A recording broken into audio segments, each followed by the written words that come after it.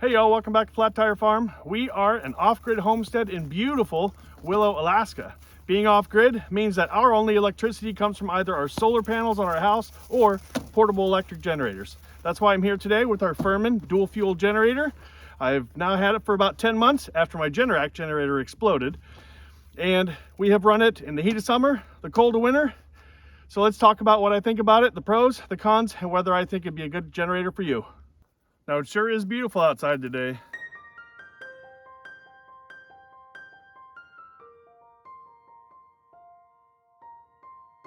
But it's 11 below 0 Fahrenheit. And that brings me to the first pro of this generator. It's portable. That means I can do this review video inside by the wood stove. Now it's got this great fold out handle and wheels, so I can roll it wherever I need it. And it's not so heavy that I can't carry it when I need to. Okay, y'all, we're here inside. We're nice and warm in front of the wood stove. And the portability of this machine is what brings me kind of to my second pro of it. A portable generator isn't that impressive if it's 1,000 watts or 2,000 watts, but this generator is a 4,000 watt generator. I have used this generator to charge the batteries on our house while at the same time running a miter saw, compressor, table saw, and it has not skipped a beat. All right, now that's two pros in a row, so let's get to a con. One problem that I do have with this machine is it only carries 1.8 gallons of gas in it. Now you go through that pretty quickly when you're running all the things that we need to run on our homestead. And it does make me wish that I had a little bit more fuel capacity in there to keep it going for longer. Now where we find that the 1.8 gallons falls a little bit short on our particular homestead is that we need to charge the batteries on our off-grid solar system for our cabin. And we had lithium batteries that we can draw all the way down to 20%, and we need to charge those all the way back up and equalize the two batteries. That may mean that 1.8 gallons is just fine for you. But for us, the 1.8 gallons of fuel oftentimes will run out before our batteries will get a chance to equalize.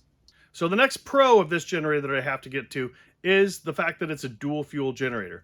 I did not think that this was going to be a huge issue for me, but it really turned out to be a great asset for us because it's so cold here.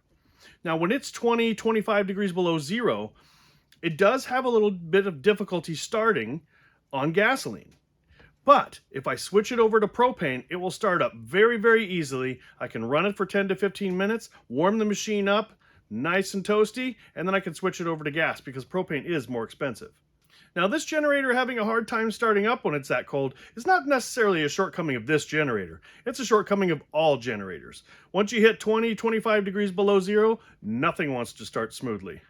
All right, y'all, so talking about the cold weather startup brings me to another con of this generator. So, if I'll have my lovely camera lady come in a little bit closer, I'll show you this gas cap.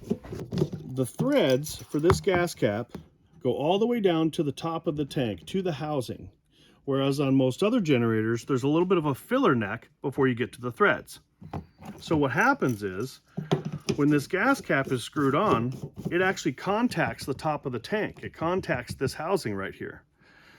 What will happen in the winter is I'll come in, I'll fill this generator up, I'll fire it up, it's running great, everything is getting warm, but I might have some snow or some ice fall on top of the generator and it will melt because the generator is nice and warm.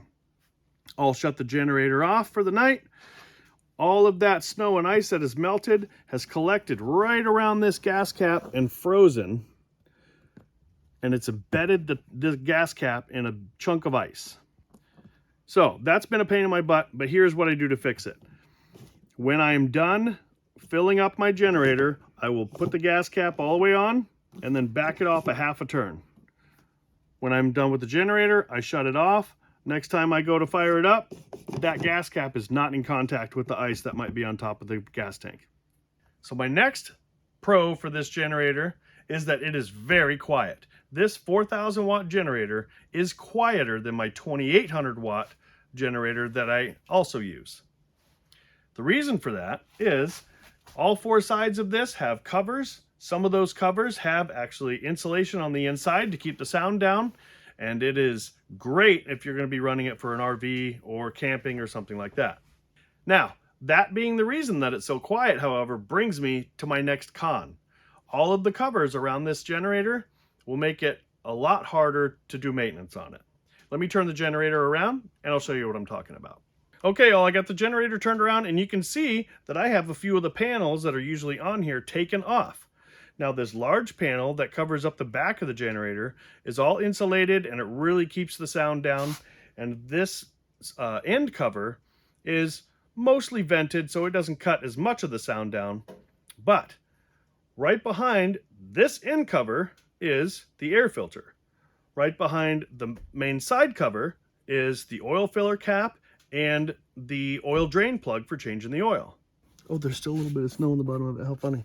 So here on the back side of the generator with the cover taken off, I have the oil filler cap to the left there. And down on the bottom is the yellow T-nut, and that is the oil drain plug. Both of these are set inside there, and they're a little bit hard to reach. And before I can even get to them, I have to take the panel off this side. That's why it's not on now, because I just leave it off. Now here on the end where I have the cover taken off, you can see that up on the top or upper left is the air box. That's set inside there and is hard to open up, and I have to take another cover off to get to it in order to clean the air filter. Now, while I've got the back of this thing open, I'm going to go over something that I went over on my first video because it's super important, particularly if you're running generators where it gets as cold as it does here. You need to know this, or otherwise you're going to suffer all kinds of heartache when it gets super cold and you can't figure out why your generator won't run.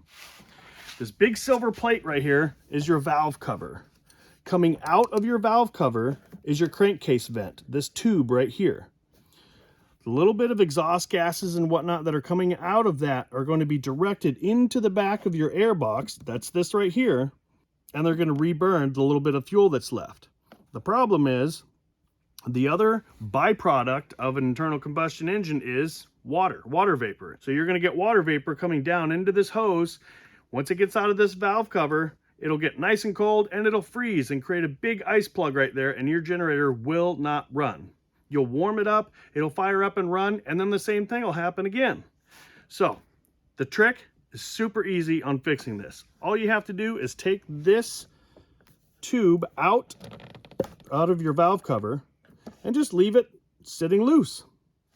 Now you're going to get a bunch of gunk coming out of that hole. Not a bunch, but a little bit. You just have to wipe it up, clean it up. It's easy to take care of. And then come summertime, just plug this guy right back in there. Okay, so I'm not going to go through and tell you about all the bells and whistles that this thing has. I did that in my last video. I'll link that at the end. But I will tell you, my next pro is this bell and whistle right here. This is an hour meter, and I've not seen one on a generator this small before, but I absolutely love it because it helps me make sure that I maintain my maintenance schedule. One of the best ways that you can keep a generator like this going for as long as possible, I have a Yamaha generator that's been going for almost 10 years because of it, is keep up on your maintenance. Just change the oil, keep that air filter clean. It will do wonders for how long your generator lasts you. So with all that being said, let's get to the question that you probably want the answer to. Would I buy this generator again? This generator I have been very impressed with. I did not expect to like it as much as I did, but it was cost effective. $500 from Costco. If it blows up tomorrow, I can return it and get a new one. It has powered everything that I've needed it to power. I don't know that I will need to get a larger generator because this is done so well. And I think I would absolutely buy this generator again. So there you have it. If you have any questions about this generator, hit me up in the comments below and I'll be sure to get back with you. If this video was helpful, if you learned anything, give me a thumbs up down below. We'll see you on the next video.